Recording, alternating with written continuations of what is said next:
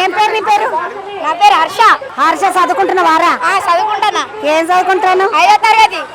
5కే ఇంత లొలి చేస్తాను, 10 పోతే నువ్వు మొత్తం ఊరంతా అమ్మేటట్టున్నావు కదా. అక్క నువ్వు అంటే నా ఫేవరెట్ అక్క. నేను తిన్న వార్తలలో చూస్తా.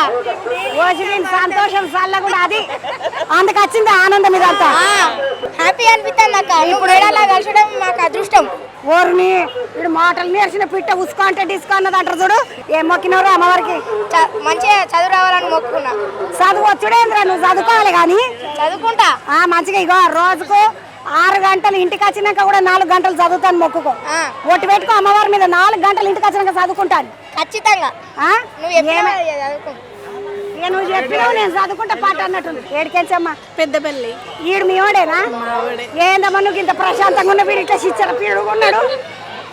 సంతోషమేనా నీకు వాడిని చూస్తే? సంతోషం. పెద్దపల్లికి ఏం మొక్కోనికి వచ్చినావమ్మా? ఈ బాబు తర్వాత మళ్ళీ ఇంకొక బాబన్న పుట్టాలని.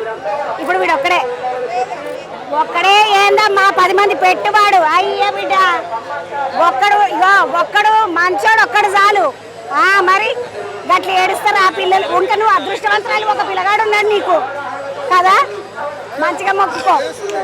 ఆ చెల్లెలు చూడండి, ఒకడే కొడుకున్నాడు, ఇంకా పిల్లగాడన్న కావాలని మొక్కుకోనికి వచ్చిందంటే బాధపడతారా? వాడు ఫీల్ కాడా కదరా? అవునవును. ఎవరు లేకుండా నువ్వు మంచిగా చూసుకో మీ అమ్మని మీ నాయన. మంచిగా చూసుకుంటేనే అమ్మ. నువ్వు అట్లా పికర్ పడక అనాలి బెట్ట.